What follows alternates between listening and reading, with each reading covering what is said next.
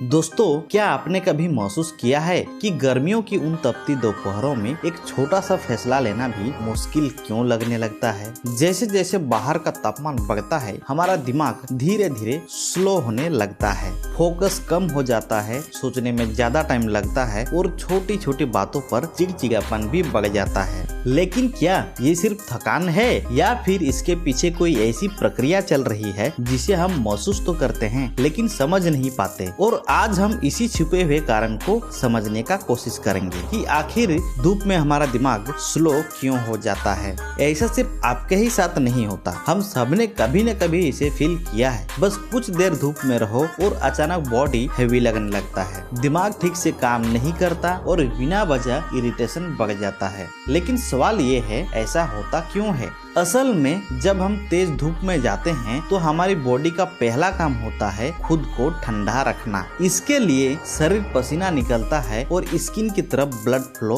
बढ़ा देता है ताकि गर्मी बाहर निकल सके। लेकिन यहाँ एक इंटरेस्टिंग ट्विस्ट आता है। जब बॉडी खुद को ठंडा रखने में बिजी होती है तो दिमाग को मिलने वाली एनर्जी और फोकस थोड़ा कम हो जाता है और शायद इसी वजह से हमें लगने लगता है कि दिमाग स्लो हो गया है। अब यहाँ से बात और इंटरेस्टिंग हो जाती है। जब बॉडी बार बार पसीना निकालती है तो हमारे शरीर से पानी और सॉल्ट्स धीरे धीरे कम होने लगते हैं और जैसे जैसे डिहाइड्रेशन बढ़ता है दिमाग का बैलेंस डिस्टर्ब होने लगता है। साथ ही गर्मी में शरीर ज्यादा ब्लड स्किन की तरफ भेजता है ताकि बॉडी ठंडी हो सके। लेकिन इसका एक साइड इफेक्ट ये होता है कि दिमाग को मिलने वाला ब्लड फ्लो थोड़ा कम हो जाता है और शायद यही कारण है कि सोचने का स्पीड स्लो हो जाती है, फोकस टूटने लगता है और छोटी छोटी बातों पर चिड़चिड़ापन बढ़ जाता है। लेकिन अगर ये यहीं नहीं रुका तो शरीर की ये हालत धीरे धीरे और गंभीर हो सकती है, जहां बॉडी बेहद थकी हुई महसूस होने लगती है,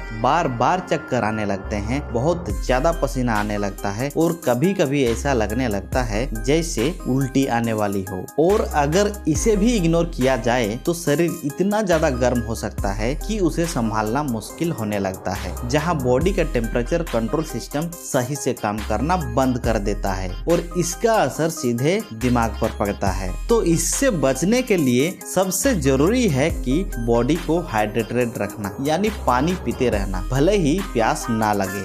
शायद यही वजह है कि तेज धूप में हमारा शरीर धीरे धीरे अपनी स्पीड कम करने लगता है और इसलिए ऐसे मौसम में पानी और आराम दोनों ही बहुत जरूरी हो जाते हैं। लेकिन जब शरीर जरूरत से ज्यादा गर्म होने लगता है तो अचानक चक्कर आना, कमजोरी महसूस होना या बिना वजह बेचैनी बढ़ जाना, कई बार ये सिर्फ साधारण थकान नहीं होती। तो अब आप समझ गए होंगे कि धूप में दिमाग स्लो क्यों हो जाता है। यहाँ मजेदार बात यह है कि गर्मी का असर सिर्फ हमारे शरीर तक ही सीमित नहीं रहता, बल्कि ये हमारे दिमाग तक भी पहुंचती है। और शायद यही चीज इसे और भी दिलचस्प बनाती है कि साइंस कई बार उन्हीं चीजों के पीछे छुपी होती है जिन्हें हम बिल्कुल सामान्य मान लेते हैं। और अगर आप भी ऐसी ही साधारण देखने वाली चीजों के पीछे छुपे साइंस को समझना चाहते हैं तो मंडल वेब को सब्सक्राइब करना ना भूलें। धन्यवाद दोस्तों।